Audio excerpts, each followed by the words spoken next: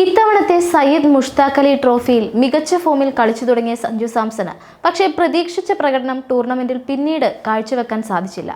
2 കളികളിൽ മാത്രമാണ് ഈ ടൂർണമെന്റിൽ സഞ്ജുവിന് തിളങ്ങാനായത്. അവസാന ഗ്രൂപ്പ് മത്സരത്തിൽ ആന്ധ്രയോട് ദയനീയ തോൽവി ഏറ്റുവാങ്ങിയതോടെ കേരളത്തിന്റെ നോക്കൌട്ട് സാധ്യതകൾക്കും തിരിച്ചടിയേറ്റിരിക്കുകയാണ്. ആന്ധ്ര മുംബൈ മത്സരഫലത്തെ ആശ്രയിച്ചായിരിക്കും ഇനി ടൂർണമെന്റിൽ കേരളത്തിന്റെ നോക്കൌട്ട് പ്രതീക്ഷ. കേരളം നോക്കൌട്ട് കാണാതെ പുറത്തായാൽ സഞ്ജു സാംസന്റെ വെടിക്കെട്ട് കാണാൻ കാത്തിരിക്കുന്നവർക്കും കനത്ത തിരിച്ചടിയാകും അതെന്ന് ഉറപ്പാണ്.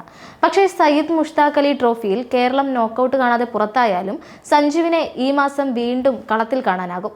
സയ്യിദ് മുഷ്താഖ് അലി ട്രോഫി അവസാനിച്ച് ഒരാഴ്ചയ്ക്ക് ശേഷം ഇന്ത്യയിലെ മറ്റൊരു പ്രധാന ആഭ്യന്തര ടൂർണമെന്റായ വിജയ് ഹസാരെ ട്രോഫി തുടങ്ങാനിരിക്കുകയാണ്. ഈ ടൂർണമെന്റിലായിരിക്കും സഞ്ജു ഇനി കളത്തിലിറങ്ങുക. ഏകദിന മത്സരങ്ങളാണ് വിജയ് ഹസാരെ ട്രോഫിയിലുള്ളത്. ഡിസംബർ 23-ാം തീയതിയാണ് ടൂർണമെന്റിൽ കേരളത്തിന്റെ ആദ്യ മത്സരം. ഇന്ത്യയുടെ ഏകദിന ടീമിലേക്ക് തിരിച്ചെത്തുക എന്നത് സഞ്ജുവിന് മുന്നിലെ പ്രധാന ലക്ഷ്യങ്ങളിൽ ഒന്നാണ്. കഴിഞ്ഞ വർഷം നടന്ന ദക്ഷിണാഫ്രിക്കൻ പര്യടനത്തിലാണ് സഞ്ജു അവസാനമായി ഇന്ത്യയുടെ ഏകദിന ടീം ജേഴ്സി അണിഞ്ഞത്. അവസാനം കളിച്ച ഏകദിന മത്സരത്തിൽ സെഞ്ചുറി അടിച്ചിട്ടും പിന്നീട് താരത്തെ ഏകദിന ടീമിലേക്ക് ഇന്ത്യ പരിഗണിച്ചിട്ടില്ല. ഇന്ത്യയിലെ പ്രധാന ആഭ്യന്തര ഏകദിന ടൂർണമെന്റായ വിജയ് ഹസാരെ ട്രോഫിയിൽ മികവ് കാട്ടാൻ സാധിച്ചാൽ വീണ്ടും സെലക്ടർമാരുടെ ശ്രദ്ധ ആകർഷിക്കാനും ഏകദിന ടീമിലേക്ക് തിരിച്ചുവരവ് നടത്താനും സഞ്ജു സാംസണ് സാധിച്ചേക്കും. അതുകൊണ്ട് തന്നെ ഇത്തവണത്തെ വിജയ് ഹസാരെ ട്രോഫിയിൽ സഞ്ജു കളിക്കാനുണ്ടാകുമെന്ന കാര്യവും ഏറെക്കുറെ ഉറപ്പാണ്. ഏകദിനത്തിൽ ഇന്ത്യക്കായി മികച്ച റെക്കോർഡുള്ള താരമാണ് സഞ്ജു. 16 ഏകദിന മത്സരങ്ങളിൽ ഇന്ത്യൻ ജേഴ്സി അണിഞ്ഞ ഈ 30-കാരൻ 56.66 ബാറ്റിംഗ് ശരാശരിയിൽ 510 റൺസാണ് സമ്പാദ്യം. ഫസ്റ്റ് ക്ലാസ് ക്രിക്കറ്റിലും മോശമല്ലാത്ത റെക്കോർഡ് സഞ്ജുവിന് അവകാശപ്പെടാനുണ്ട്.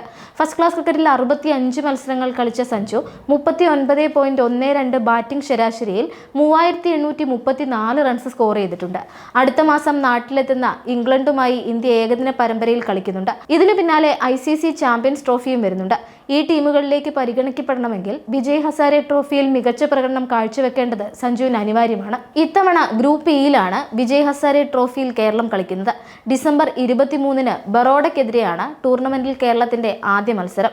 ഡിസംബർ 26-ന് കേരളം മധ്യപ്രദേശിനെ നേരിടും. ഡിസംബർ 28-ന് ഡൽഹിയെ നേരിടുന്ന കേരളം ഡിസംബർ 31-ാം തീയതി ബംഗാളിനെതിരെയാണ് കളിക്കുക. ജനുവരി 7-ന് ത്രിപുരയ്ക്കെതിരെയും ജനുവരി 5-ന് ബീഹാറിനെതിരെയും സഞ്ജുവും സംഘവും കളിക്കാനിറങ്ങും.